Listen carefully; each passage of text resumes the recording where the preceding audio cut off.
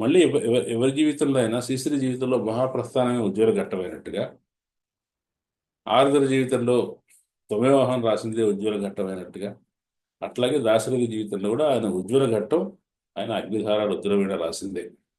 కాబట్టి ఆ జీవితంలో ఆయన రాజీ లేకుండా ఉన్నాడు కాబట్టి, ఆ జీవితంలో ఆయన ఆదర్శంగా ఉన్నాడు కాబట్టి, ఆయన జీవితంలో డైనమిక్గా వైబ్రెంట్గా ఉన్నాడు కాబట్టి, తర్వాత ఆయన చనిపోయిన తర్వాత ఆయన మళ్ళీ తర్వాత తరానికి సమకాలీనుడిగా మారాడు. తర్వాత తరానికి అంది వచ్చి ఒక సాధనంగా మారాడు.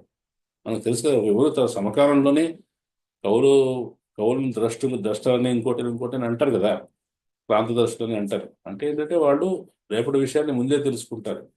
తెలుసుకుంటారా లేదని కాదు, కానీ కొంచెం ఎక్కువ దూరం మామూలు వాళ్ళకంటే కాస్త ఎక్కువ దూరం చూడగలుగుతారు.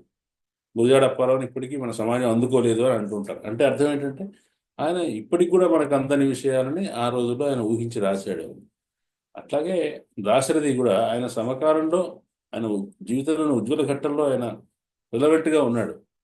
తర్వాత మళ్ళీ ఆయన సినిమా కవిగా ప్రభుత్వ కవిగా ఉన్నప్పుడు రిలవెంట్ కాలేదు ఆయన. కానీ అంత రిలవెంట్ కాలేదు. తర్వాత ఆ కాలంలో రిలవెంట్గా ఉన్నవాళ్ళు వేరే జనరేషన్ వచ్చారు.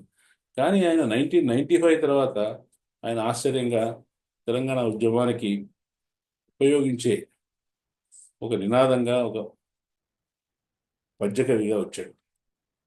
ఆయన తెలంగాణ కోటి రత్నాల వీణ అనేది తెలంగాణ మణిదర్ తెలంగాణ ఉద్యమంలో విస్తృతంగా ఉపయోగించినటువంటి నినాదం.